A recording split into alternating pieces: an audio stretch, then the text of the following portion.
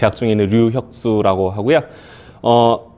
오늘 발표할 것은 이제 Mispronunciation Diagnosis of L2 English at Articulatory Level Using Articulatory Goodness of Pronunciation Features라는 제목으로 해서 발표를 드리고자 합니다. 요거는 지금 논문으로 해서 올해 저 인터스피치의 그 슬레이트에 지금 서밋을 해서 지금 억셉트까지는 받은 논문이고요.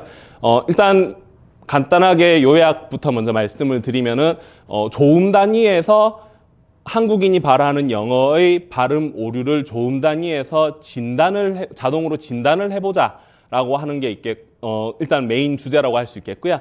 그것을 위해서 조음 단위 Articulatory Goodness of Pronunciation이라고 하는 자질을 새롭게 제안을 하는 게 이제 메인 컨트리뷰션이 되는 그런 논문이라고 할 수가 있겠습니다. 그래서 순서는 이제 뭐 서론, 그 다음에 이제 조음 자질이 무엇인지에 대해서 설명을 먼저 드릴 것이고요. 그 다음에는 뭐 실험 방법, 그 다음에 이제 주요 한국인의 영어 발화에 나타나는 코퍼스 단위에서 저희가 분석을 해봤을 때 주요 발음 오류가 어떤 것이 있더라라고 하는 어떤 양적 분석, 그 다음에 이제 그 자동 진단 실험 결과 결론으로 연결이 되겠습니다. 먼저 서론인데요. 아마 다들 잘 아시겠지만은 이제 컴퓨터를 이용한 언어 교육 혹은 발음 교육이라고 해서 뭐 콜 혹은 캡트라고 하는 그런 용어가 있는데요. 콜이나 이제 캡트를 제대로 잘 하기 위해서는 일단은 학습자가 얼마만큼 잘하는지에 대해서 평가를 먼저 해줘야 되고요. 그 다음에는 얼마만큼 잘하는지 알았으면 구체적으로 어디를 못하는지를 이제 세그멘탈 레벨에서 오류를 검출을 해줘야 됩니다. 그게 지금 미스프로넌시 디텍션이 되는 것이고, 그 다음에는 그러면은 걔를 어떻게 고칠 수가 있을 것인지에 대해서 피드백을 주는 이런 3단계로 일단 구성이 되겠는데요. 일단 평가는 이제 뭐 작년에 이제 저희 네이버 지원받아서 프로젝트에서도 결과를 좀 만든 바가 있고, 일단 자동 평가에 대해서는 또 다른 학공지가 되는 것이고, 이제 그다음 후반부에 어떻게 피드백을 줄 것인가도 이제 교육학이라든가 이런 거랑 연관을 해서 이 연구를 진행을 할 또 다른 꼭지가 되겠습니다. 그래서 현재는 오류를 어떻게 검출을 할 것인지 일단 메인 포커스 가는 거고요. 오류 검출과 더불어서 어디를 어떻게 잘못했는지를 어디를 못했는지를 얘기를 해주는 것이 디텍션인 거고, 어디를 어떻게 못했는지를 얘기를 해주는 게 이제 진단 다이그노시스거든요. 그래서 미스프로넌시에이션 디텍션과 다이그노시스에 좀 포커스를 맞추고 있다라고 보시면 되겠습니다. 그래서 요 디텍션과 다이그노시스에 관련된 이제 선행 연구들은 일단 먼저 디텍션부터 먼저 살펴보면요. 디텍션과 관련해서는 크게 두 가지 어프로치가 있습니다. 하나는 익스텐디드 레코니션 네트워크라고 하는 그런 어프로치가 있고, 두 번째로는 컨피던스 스코어를 이용한 그런 어프로치가 있겠습니다. 네, 먼저 이제 익스텐디드 레코니션 네트워크를 보시면요.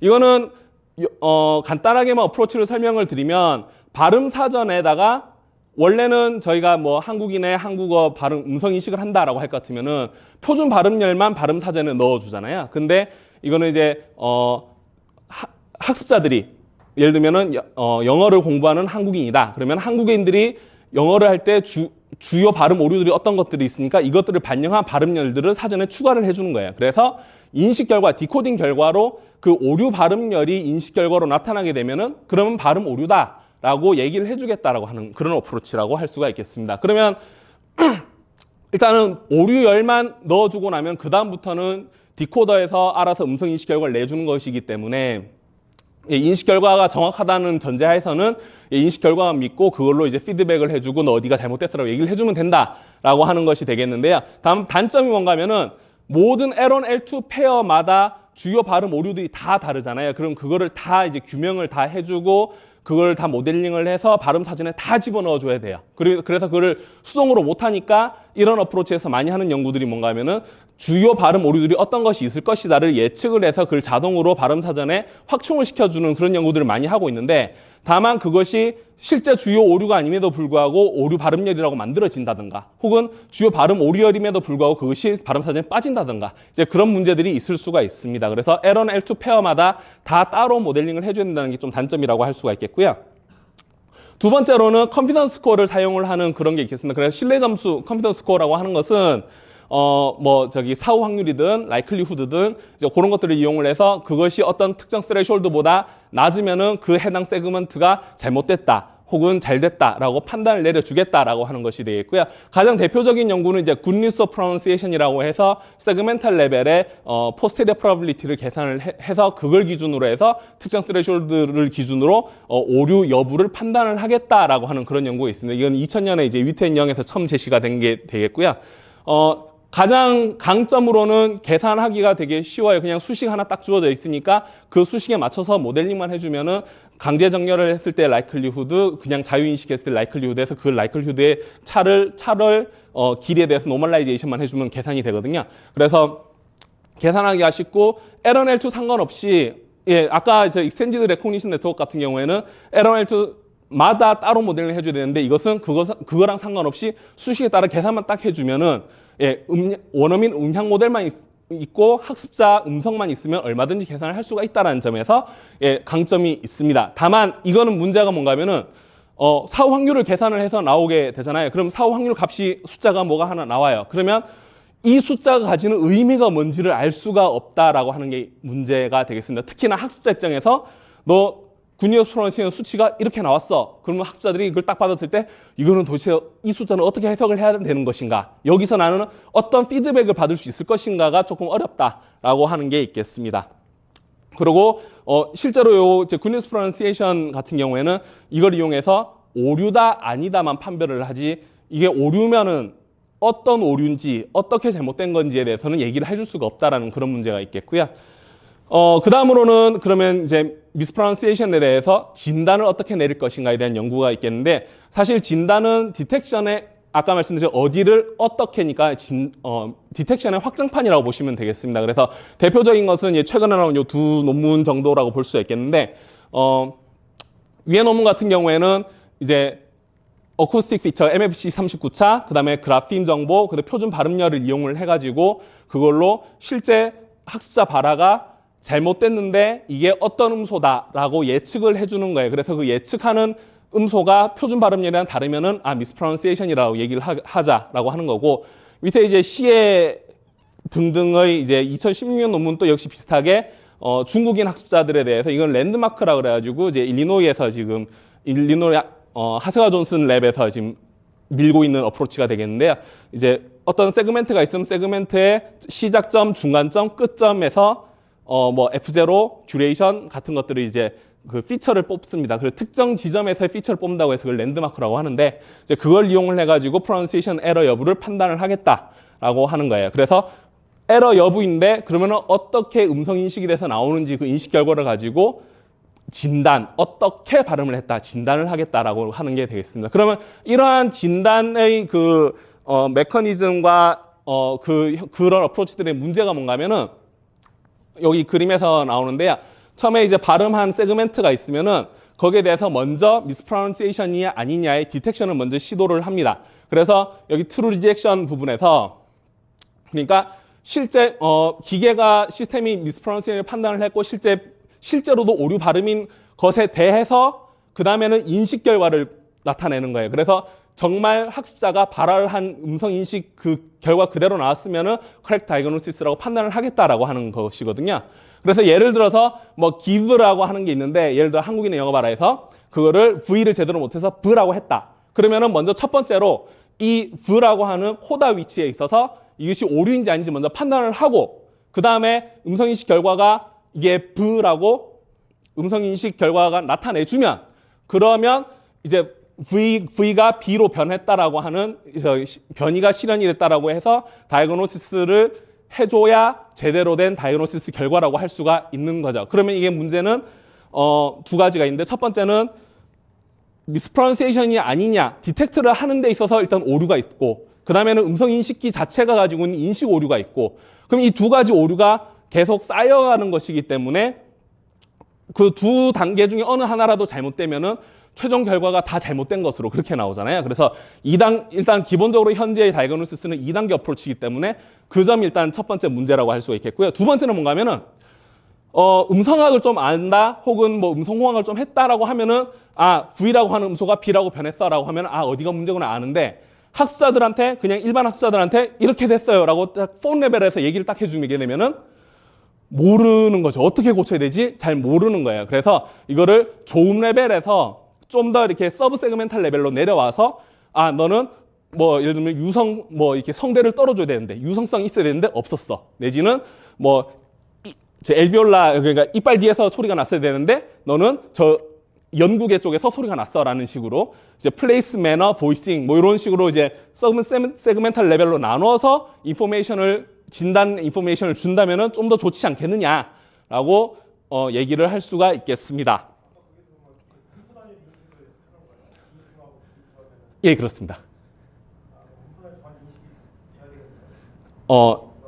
예, 요런, 예, 그렇죠. 그러니까 기존의 다이그노시스라면, 예, 그게 돼야, 일단은 디텍션이라고 하는 게 전부 다 세그멘탈 레벨이기 때문에 세그멘탈 레벨에서의 인식이 다 이루어져야 됩니다. 기분은 이제 보통 있는 단어지만 기분은 없는 단어잖아요. 예, 맞습니다. 기분은 없는 단어를 갖다가 어떻게 발성해서 모델링을 이제 그런 게 이제 아까 이제 익스텐디드 레코니션 네트워크 같은 경우에는 아까 기브라고 하는 발음열이 발음 사전에 이제 들어가는 케이스라고 할 수가 있겠고요.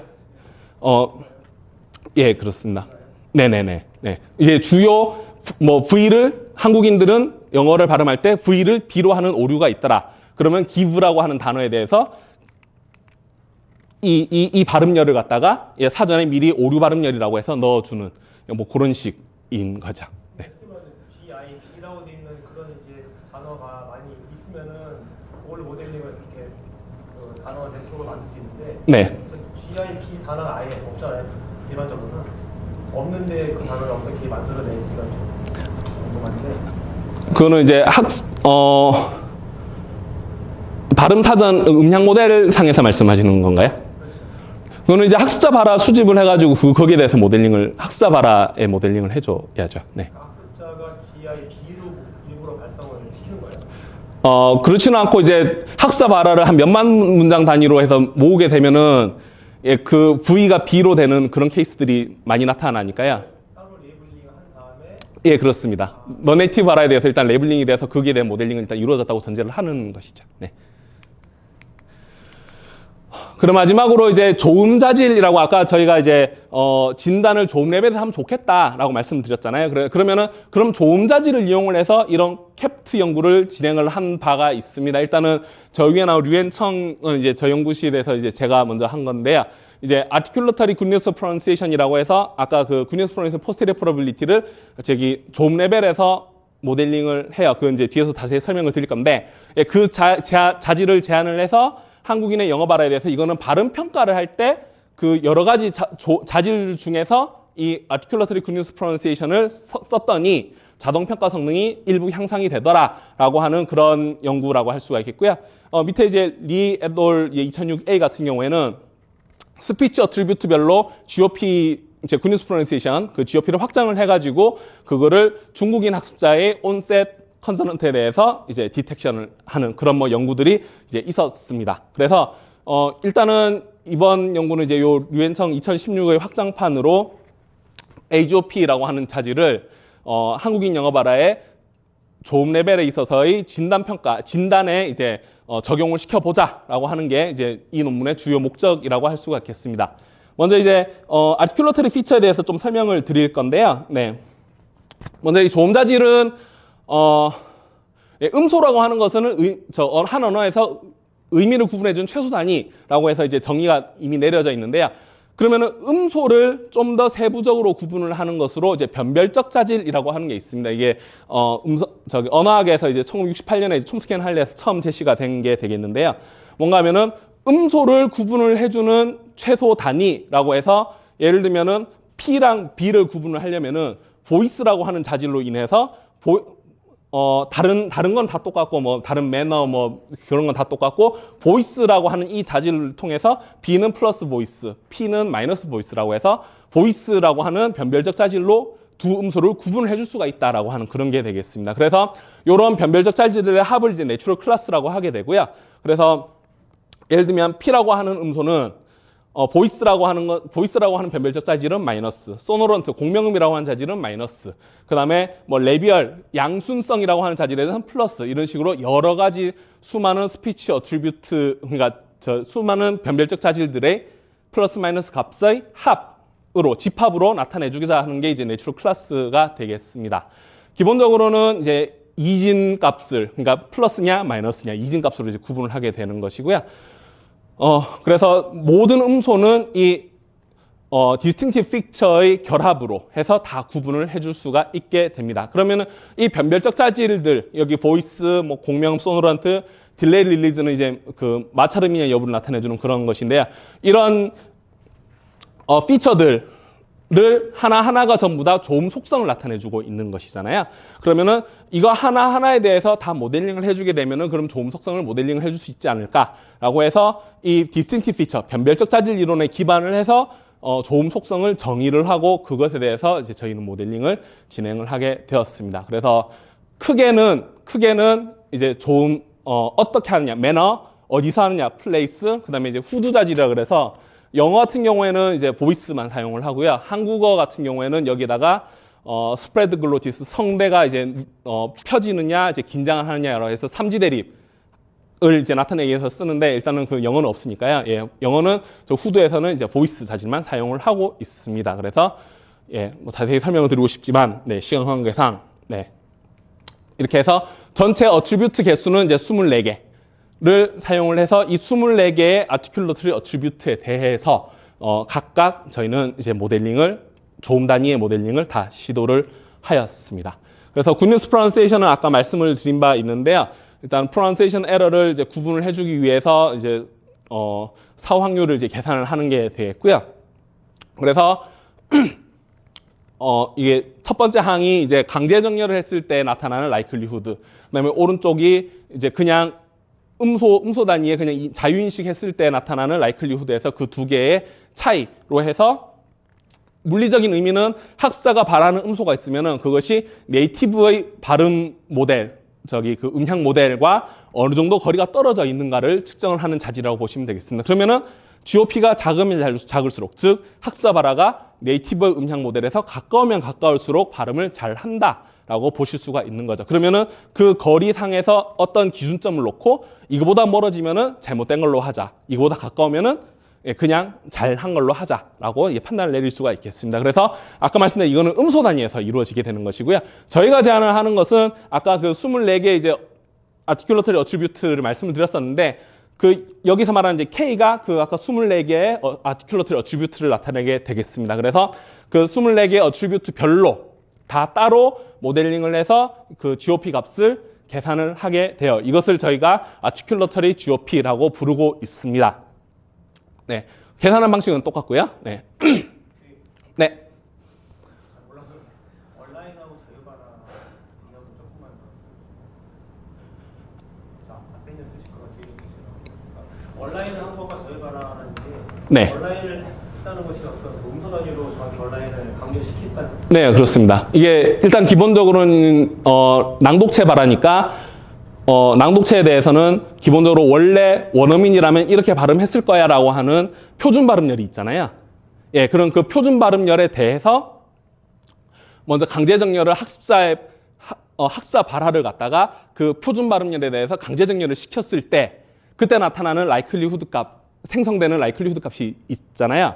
예, 그러면은 그 likelihood 값과 그냥 자유인식을 했을 때 그 표준 발음열과 아무 상관없이 자유인식을 했을 때 나타나는 likelihood 값이 있을 때에 예, 그게 학자가 발음을 잘하면 잘할수록 자유인식했을 때도 강제 정렬했을 때랑 점점 결과가 유사해지게 되니까 그러면 그 두 개 차이를 놓게 되면은 학자가 네이티브 음향 모델에서 어느 정도 그 떨어져 있는지 세그멘트 레벨로 해서 어느 정도 떨어져 있는지를 계산을 할 수가 있다라고 하는 거죠. 네. V를 정확하게 연락시킨 거고 뒤에 거는 만약 학습자가 그냥 B로 했으면은 뒤에 B가 났을 거라는 얘기죠? 네, 그렇습니다. 예. 그 정도 차이가 난다는 거죠? 네네, 그렇습니다. 예. 예, 그렇고, 예, 요 리 에돌 이거는 이제 아까 그 2016A랑 사실 똑같은 팀에서 나온 논문이고요. 요것도 이제 조음 자질을 사용을 하고는 있어요. 똑같이 조음 자질을 사용을 하고 있는데 여기서는 조음자질을 어떤 식으로 사용을 하냐면은 저희 같은 경우에는 지금 예를 들면 플레이스라고 하죠. 플레이스면은 레비얼에 대해서 따로 모델링, 그 다음에 라운드에 대해서 따로 모델링, 그런 식으로 해서 저희 같은 경우는 이게 지금 대략 한 10개 정도 되는데, 그러면은 10개 정도 모델링이 되는 거거든요. 근데 아까 이제 여기 리에돌 2016 같은 경우는 똑같이 좋은 모델을 쓰는데, 여기는 저희는 어트리뷰트별로 하는 데 비해서 여기는 카테고리별로 해요. 그럼 뭔가 하면은 플레이스에 대해서 모델링을 해서, 저희는 이제 레비얼에 대해서 모델링을 해서 결국 인식 결과가 나오는 거는 플러스 레비얼이냐 마이너스 레비얼이냐 그 두 개만 나타내주고 있거든요. 근데 여기는 이제 플레이스에 대해서 모델링을 해가지고 결과가 레비얼이냐 라운드냐 레비얼 덴탈이냐 커로나냐 뭐 이런 식으로 나오는 거예요. 정확히는 뭐 여기 쓰는 어트리뷰트는 거기랑 저희랑 조금 달라요. 저희는 이제 그 변별적 자질 이론, 언학 이론에 이제 기반을 하고 있는 거고, 거기는 이제 그렇진 않은데, 예. 하여튼 그래서 뭐 레비얼이냐 레비얼 덴탈이냐 뭐 이런 식으로 인식 결과를 내주는 거죠. 그러면은 여기서도 사실 스스로 이제 한계를 조금 인정을 하고 있는데, 뭔가면은 멀티플 어트리뷰트를, 아까 플레이스 같은 경우는 멀티플 어트리뷰트가 되는데, 그렇게 되면 될수록 인식 결과든 혹은 이제 검출 성능이든 다 성능이 떨어지는 그런 게 있습니다. 당연히 이제 선택지가 많으면 많을수록 당연히 에러는 늘어날 수밖에 없는 부분이니까 그건 사실 상식적으로 좀 이해가 된다고 할 수가 있겠고요. 플레이스에서 멀티플로 생길 수 있는 거예요. 아까 우리 플레이스에 네 가지 있잖아요. 네. 이 중에서 그러면 두 가지, 세 가지가 공통적으로 생길 수 있는 거예요. 아, 저희 쪽 모델링에서요? 거기서 단점이라고 이야기를 한 것이, 네.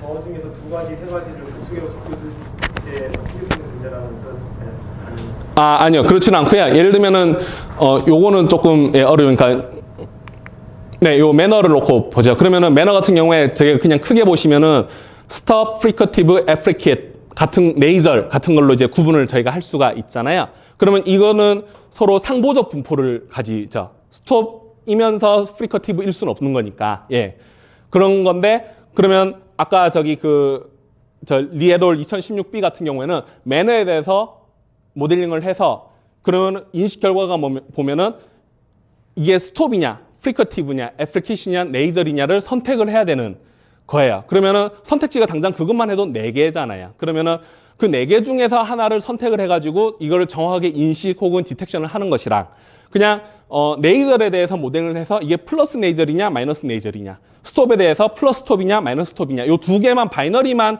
디시전을 해가지고 하는 거랑은 당연히 후자가 좀 더 시스템에서 판단을 내리기가 쉽지 않겠느냐라고 하는 얘기입니다. 네.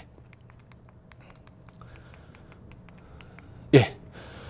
그렇게 해서 저희는 각 개별 어트리뷰트에 대해서 이제 플러스냐 마이너스냐의 바이너리 이진 모델링을 시행을 하고요. 그 다음에 아까 뭐 변별적 차질 이론 계속 말씀드렸지만은 그러한 음성학적 혹은 의문론적 그런 이론의 근거를 둬서 좋은 어트리뷰트를 모델링을 했다라고 하는 게 되겠습니다. 그러면은 아까 카테고리별로 모델링을 하는 것보다 모델의 개수가 훨씬 더 많잖아요. 그럼 그것을 전부 다 조합을 해가지고 그걸로 판단을 내리는 것이니까 좀 더 많은 다양한 좋은 정보를 사용을 할 수 있고, 이것을 이제 아티큘러터리 다이그노시스에 사용을 하겠다라고 하는 그런 얘기가 되겠습니다. 네.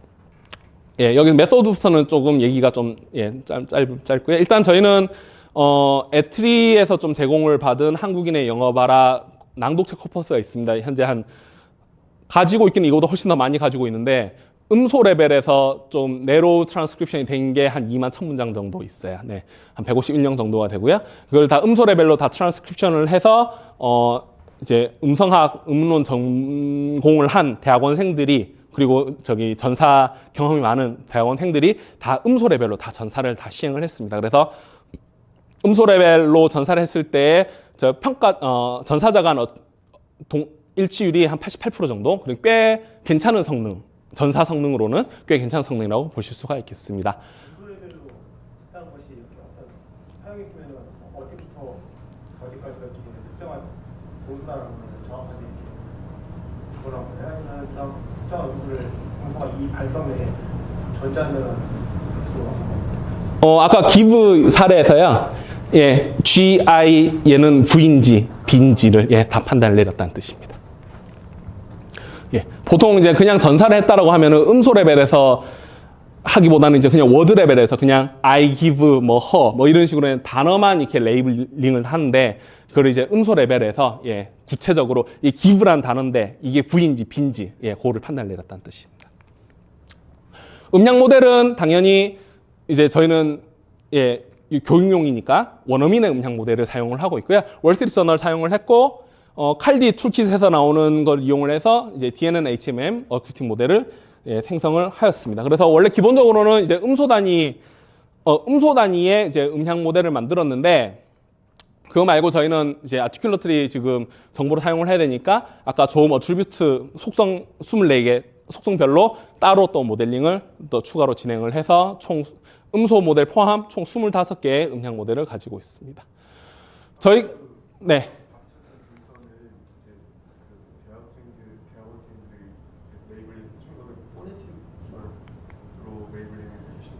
네. 예, 조음 단위로 예 어떻게 확장을 하였느냐? 예. 예, 기본적으로 예를 들어서 이제 컨티넨탈에 대해서 모델링을 한다라고 할 것 같으면 전사를 한 거는 이제 여기 음소 레벨로 다 전사가 되어 있고요. 여기는 이제 포님스라고 나와 있는 거는 이제 플러스 컨티넨탈 속성을 갖는 음소 셋이 되겠습니다. 그래서 P라고 하는 음소에 대해서 이제 플러스 컨티넨탈 속성을 가지고 있으니까 그러면은 아티큘러터리 레벨로 가면은 이제 예를 들면 P라고 하는 음소가 원래 전사가 되어 있었다, 레이블이 되어 있었다. 그러면 걔는 이제 플러스 컨티넨탈로 레이블을 하는 것이고요.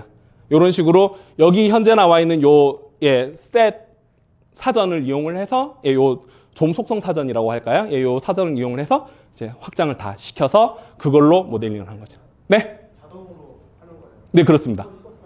자동으로 저희 그냥 예, 그렇습니다. 예, 여기 다 저기 정의가 되어 있으니까요. 네. 그러면 지금 저표 테이블만 보면 포님스라는 저런 데 보면은 네. 뒤에 PH가 붙어서 발음이 일반 P랑은 아예 다른 발음이 좀 나오기도 하고 그런 것이 다 정의가 돼 있는 건가요? 다시 한 번 말씀해 주시겠습니까? 그냥 P가 온 거랑 네. 뒤에 P 다음에 H가 붙어서 발음이 달라지잖아요. 여기는 음소 단위들이 있기 때문에 상관이 없고. 아, 예, 지금 자소 단위로 말씀하신 거면 예, 그거는 또 발음 사진 또 따로 있으니까요. 네네. 네.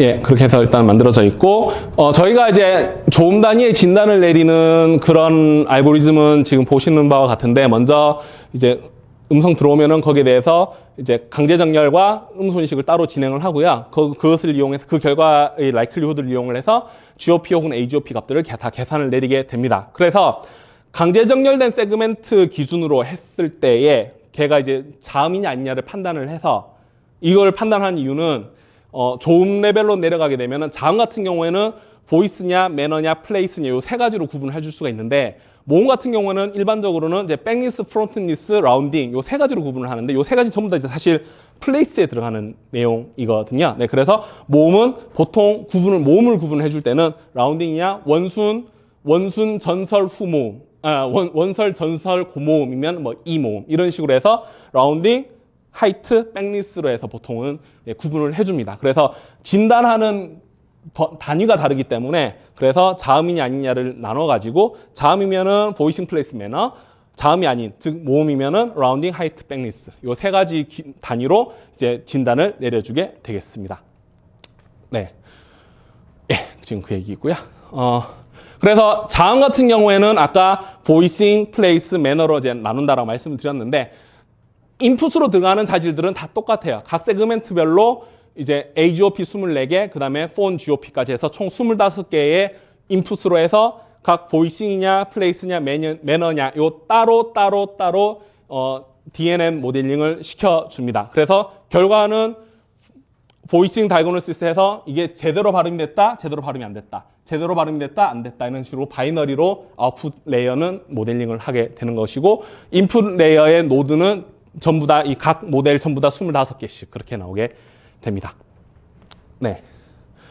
그 얘기를 하는 것이고요. 예를 들면은 TH 발음을 뭐 땡큐인데 그거를 생큐라고 하는 케이스를 상정을 해보죠. 그러면은 표준 발음열은 TH 번데기 발음인데 그 실제로 학습자들이 발언한 게 S다라고 할 것 같으면 이거를 보이스 플레이스 매너로 나누게 되면은 TH 같은 경우는 보이스리스 덴탈 프리커티브인데 S 같은 경우는 보이스리스 엘비올라 프리커티브거든요. 그러면은 그 보이스 레벨이나 매너 레벨에서는 조음 레벨에서는 전부 다 제대로 발음을 한 건데 예, 물론 음소 레벨에서는 그냥 다 오류 발음이지만 이거를 아티큘러티 레벨로 나눠보면은 보이스랑 매너에서는 다 정답 발음인 반면에 플레이스에서만 잘못됐으니까 너는 플레이스에서 문제가 있어.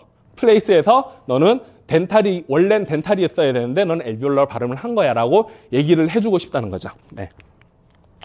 그렇게 해서 아까 그 예, DNN 말씀을 드렸는데 일단은 피드포워드를 썼고요.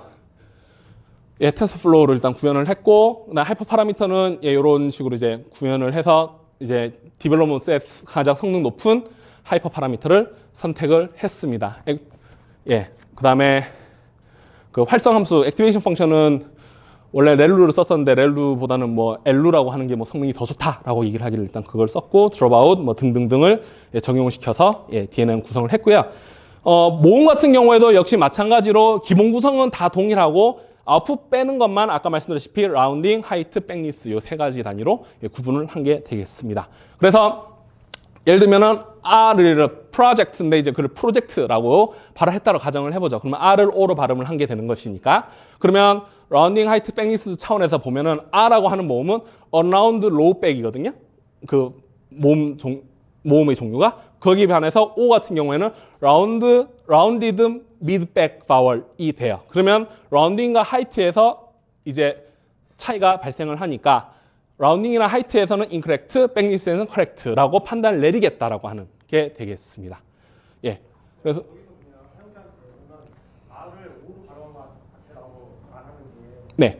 사용자가 알아듣기 쉬운 거 아닌가요? 라운딩은 뭐고 하이트가 뭐다라고 알려주는 거보다 두 정보를 사실 다 그러니까 R랑 O 같은 경우에는 예. 사실은 뭐 어떤 것이 좀 더 교육적 효과가 있을 것인지는 좀 후반부에서 이제 테스트를 해봐야 되는데 이 두 정보 중에 꼭 하나를 택일을 해야 될 이유는 없는 거죠. 그래서 정보는 다 제공을 해주고 그 다음에 이제 라운딩과 하이트에서 잘못됐어라는 거에서 사실 피드백을 주는 정보의 끝이 아니고요. 사실 그 뒷단계에서 이제 피드백까지 나가려면은 그러면 너는 라운딩에서 뭐가 잘못됐고 그러면 이걸 어떻게 고쳐야 되고 하이트에서 예를 들면 혀가 너무 낮으니까 너무 높으니까 좀 낮춰라 이런 정보를 주려면은 이런 아티큘러터리 레벨에서 일단 진단이 먼저 내려져야 이 정보를 가지고 그 피드백을 제공을 해줄 수가 있기 때문에 그래서 이거를 나눠주는 거고요. 말씀하셨다시피 정보는 다 제공을 해줘서 예 이걸 보고도 알아먹을 수가 있으면 예 땡큐인 거죠. 네 그렇습니다. 예, 양적 분석 부분인데 이거는 자세히 설명드리기에는 이제 좀 시간 또 지금 좀 약간 부족하고 사실 특별한 그런 거는 없어요. 코퍼스 분석을 해서 한국인의 영어 발음에서 주요 발음 오류를 뽑았는데 그거는 사실 익히 알려져 있는 그런 결과에서 크게 달라지는 부분이 없었기 때문에 요거는 예, 그냥 간단하게만 설명드리고 넘어가도록 하겠습니다. 예, 일단은 뭐 사실 코퍼스 분석 같은 거 해보시면은 되게 짜잘한 것들이 되게 많이 나오는데 그걸 전부 다 에러라고 잡게 되면은 좀 문제가 있잖아요. 예, 그렇기 때문에 이제 저 같은 경우는 전체 음소가 이제 60만 개 가까이 나오는데 그 중에서 한 3만 8천 개 정도가 음소가 이제 오류라고 나왔거든요. 그러면은 이걸 아직은 오류라고 보지 말고 일단 베리에이션 변이라고 봤을 때 변이율이 한 6.3% 정도가 됩니다. 그래서 주요 발음, 주요 오류, 주요 변이 음소를 이제 평균 변이율보다는 더 많은 변이율을 가지고 전체적으로 너무 너무 절대적인 프리퀀시가 너무 적으면 그걸 또 모델링 해주기 너무 힘들기 때문에 예, 그것도 이제 500건 이상 되는 것으로 이 두 가지 기준을 잡아서 일단 주요 오류를 먼저 추출을 해요. 그럼 주요 오류가 한 26,000건 가량이 나오게 되는데 9개 주요 주요 음소가 그럼 이게 이제 전체 변이 음소 개수의 70% 정도를 커버를 해준다. 라고 하는 게 되겠고 그 통계가 이제 여기 보시는 바와 예, 같습니다. 그렇고 이 중에서도 이제 원어민들도 발음 변이를 많이 보이거든요. 그러면 원어민들이 보이는 많은 발음 변이들을 전부 다 학습자들이 보인다고 해서 그걸 오류로 잡게 되면은 안 되겠죠. 원어민들도 보이는 발음 변이라면 그거는 빼줘야 된다라고 해서 그 부분을 이제 뺐습니다. 뺐을 때에 이제 7개의 음소에 대해서 여러 가지 이제 발음 변이들이 쭉 나오게 되는데 크게 이제 보이싱 레벨에서 뭐 디보이싱 같은 거, 그다음에 이제 플레이스 같은 경우는 이제 덴탈이 엘비올라가 되는 전설 음화, 그다음 매너 같은 경우는 프리커티브가 스톱으로 되는 그런 것들이 있습니다. 그래서 사실은 이거를 이렇게 조음 레벨로 나누니까 되게 새로워 보이지만 사실 보시면은 그냥 DH나 TH가 D나 S 뭐 이렇게 바뀌는 거, 그 다음에 매너 같은 것도 사실 똑같아요. V가 B로 바뀌는 거, 이런 것들은 사실 많이 알려져 있는 그런 발음 오류라고 볼 수가 있죠. 이것들을 이렇게 아티큘레이트 레벨로 나눠서 그렇게 설명을 하면은 좀 더 음성학적인 설명이 가능해지거든요. 그래서 이걸 나눠서 그렇게 설명을 한 게 되겠고, 모음도 역시 마찬가지로 설명을 할 수가 있습니다. 그래서 라운딩 같은 경우에는 원순음화의 오류, 그 다음에 하이트나 백리스는 이제 뭐 레이징 로어링, 그 다음에 전설음화의 오류, 뭐 이런 것들이 많이 관찰이 되고, 모음 같은 경우는 특징적인 거는 그냥 특징만 말씀드리면 보통은 L1에 없어서 아까 뭐 TH, DH, 그 다음에 뭐 V 같은 경우는 저희 한국에 없잖아요. 그래서 많이 나타나는 그런 오류라고 볼 수가 있는데, 이제 모음 같은 경우에는 그런 오류라기보다는 주로 어떤 거냐면은 이제 오소그래피 인터피어런스라고 그래서 자소를 따라가는 거예요. 그러니까 프로젝트라는 게 있으면 이게 표준 발음은 이제 프로젝트인데 아인데 이거를 그냥 프로젝트라고 하는 거예요. 그러면은 둘 다 아도 그렇고 오도 그렇고 다 한국어 있는데 왜 잘못할까? 그거는 자소에 오가 있기 때문에. 그래서 학습자들이 특히나 초급 학습자 같은 경우에는 자소를 따라서 발음하는 경향을 보이는데, 그런 그걸 이제 오소그래피 인터피런스라고 하고, 그것이 자소의 간섭이 특히 모음에서는 많이 나타난다라고 볼 수가 있겠습니다. 네, 그래서 7개의 주요 음소 아까 제 코퍼스 분석에서 뽑아놓은 게 있고요. 그것에 대해서 저희가 진단평가를 실험을 진행을 할 예정입니다.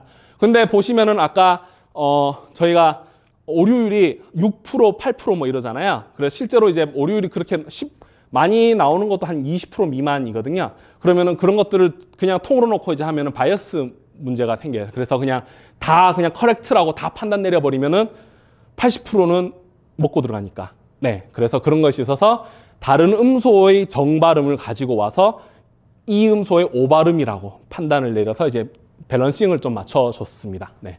그래서 데이터 밸런싱 맞춰주고, 그걸로 그 데이터 밸런싱 맞춘 데이터를 8대2로 나눠서 트레이닝과 테스트로 했어요. 대신에 테스트는 여기 확장 데이터, 그거는 트레이닝 셋에만 들어가게 하고 테스트 셋에는 포함을 안 시켰어요.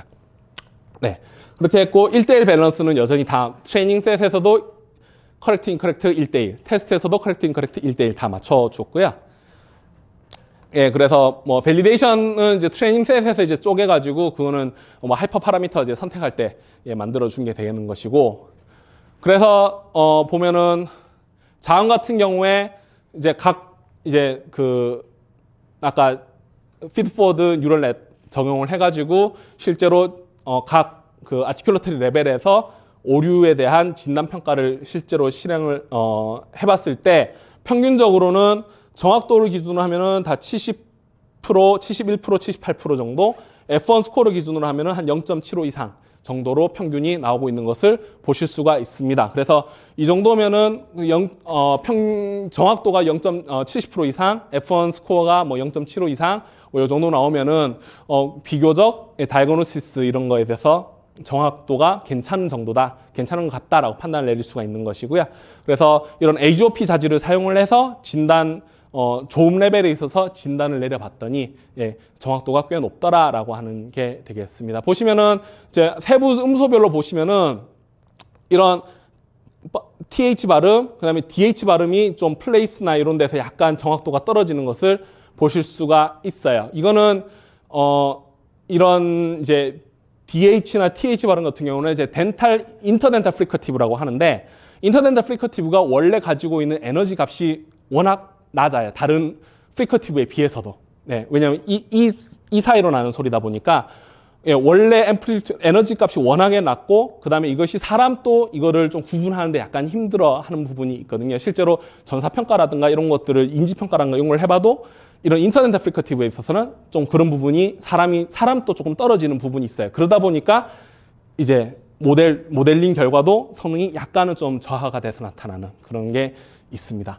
모음 같은 경우에도 보시면은 비교적 기본적으로 액큐러시가 이제 70% 이상 나오긴 하는데 하이트 같은 경우가 조금 65% 정도 이렇게 나타나고 좀 낮게 나타나고 이제 이런 오픈홀을 제외하면은 나머지는 전부 다 이제 60%대가 조금 나타나는 그런 문제가 약간 있긴 하는데 모음 같은 경우에는 자음보다도 원래 좀 태스크가 약간 더 어려운 게 자음은 이게 뭐 스톱이냐 프리커티브냐 혹은 뭐 레비얼이냐 뭐 엘비올리냐 해서 딱 이게 카테고리컬하게 딱딱딱 끊어지는 반면에 모음은 그게 굉장히 컨티뉴엄한 연속체적인 그런 성격을 갖잖아요. 그래서 이제 그러다 보니까 그것도 구분하기가 원래 조금 어렵고 그 다음에 뭔가 하면은 또 이중모음의 문제가 있습니다. 그래서 아가 아이로 됐다라고 하는 그런 이중모음 같은 경우에는 이게 한 세그멘트 범위 안에서도 아에서 이로 이렇게 굉장히 극적인 변화를 보여주게 되거든요. 그러면 이게 음향 특성 자체가 한 세그멘트 안에서도 굉장히 음향 특성이 굉장히 크게 바뀌는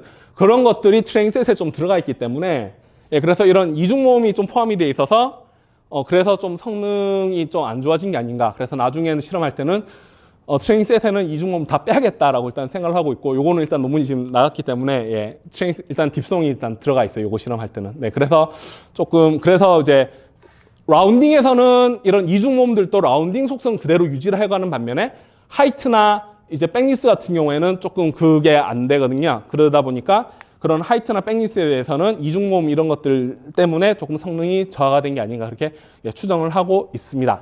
그래서 이 논문 같은 경우에는 아까 말씀드렸지만은 AGOP라고 하는 조음 속성의 모델링을 해서 그 값을 이용을 해서 이제 조음 단위에서 진단을 내려보겠다. 한국인 영학자에 대해서 그런 연구가 되겠고 그때 그럼 조음 속성을 어떻게 정의를 했느냐? 그러면은 언어학에서 나오는 그런 변별적 차질 이론에 기반을 해서 언어학적 지식을 이용을 해서 모델링을 시행을 했다라고 하는 부분이 되겠고요.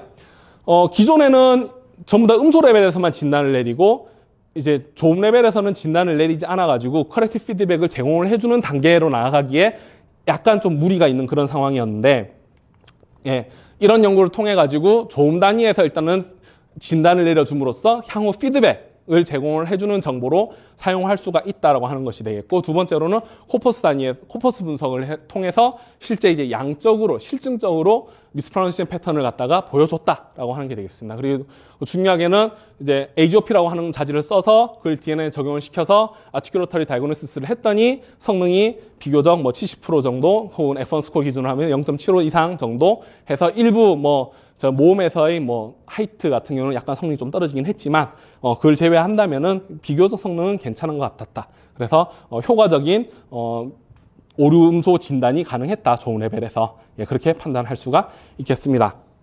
이 경우 같은 경우에는 일단은 지금 조음 레벨에서 발음이 제대로 됐는지 안 됐는지만 일단 판단을 하고 있어요. 그래서 최종적인 캡트나 콜 시스템으로 나가려면은 커렉티브 피드백 정보가 나가야 되거든요. 근데 이제 아직은 이 연구는 일단 다이그노시스로 일단 마무리를 하는 것이고 향후 연구를 더 진행을 하게 된다면은 그렇다면은 이제 커렉티브 피드백, 수정 피드백 정보를 제공을 해주는 방향으로 나아갈 필요가 있습니다. 그래서 그 부분이 이제 퓨처워크이라고 할 수가 있겠습니다.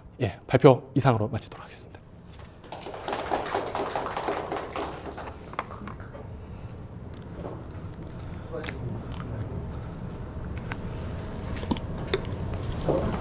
단어별로만 하시나요? 문장별로?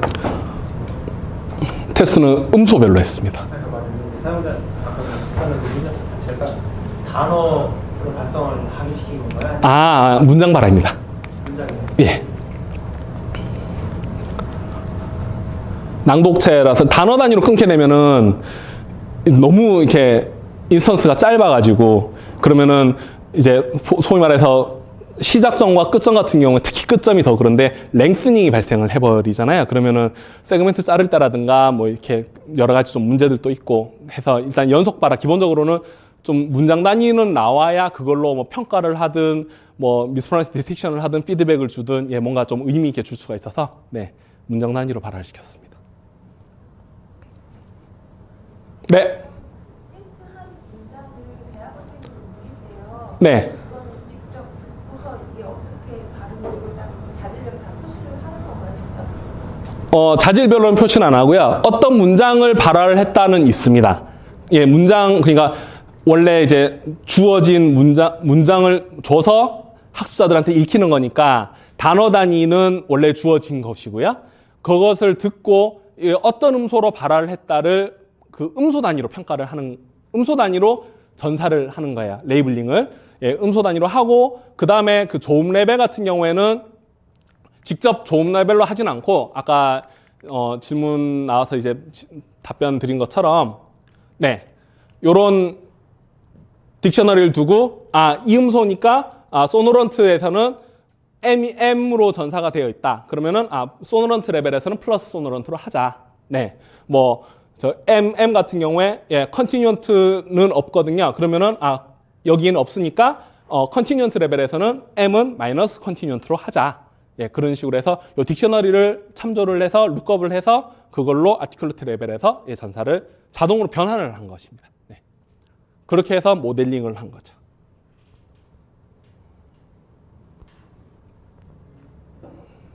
발음 사전 같은 경우는 네. 자체 구축을 영어잖아요. 영어라서 CMU 발음사전 사용했습니다. 약간 그 한국인들 그 발음할 만한 네. 그런 콩글리시 같은 거, 콩글리시 발음 같은 게 들어간 사전 같은 게 네. 따로 있지는 않아요. 예, 저희는 뭐 아까 뭐 익스텐디드 레코니션 네트워크 뭐 이런 식의 어프로치를 사용을 하는 건 아니고요. 그래서 ERN 같은 경우에는 말씀하신 콩글리시 발음이 사전에 들어가 있어서 걔가 인식 결과로 나오면은 그냥 걔 자체를 그냥 피드백으로 쏴주는 거예요. 인식 결과가 나오면. 예, 그렇게 하는데 저희 같은 경우에는 아까 뭐 GOP라든가 컨피던스 스코어 처음에 얘기 나왔잖아요. 그래서 그 컨피던스 스코어를 기준으로 해서 걔가 일정보다 적으면은 오류다 이렇게 내보내주는 방식이거든요. 네, 그래서 저희는 이제 GOP 값 한 개만 사용을 하면 스레숄드를 잡아서 이렇게 해주겠는데 저희는 인풋이 지금 25개, 포온 GOP 하나, AGOP 24개 해서 하니까 그 24개를 조합을 해서 저 아까 그 DNS 스트럭처에서 이제 판단을 내려주는 거죠. 이게 커렉트다, 인커렉트다. 예, 그런 식으로 판단을 내리고 있습니다.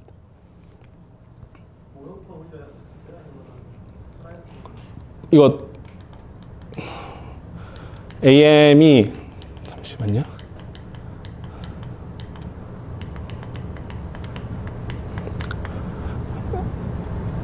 이게 트라이폰 나갔습니다.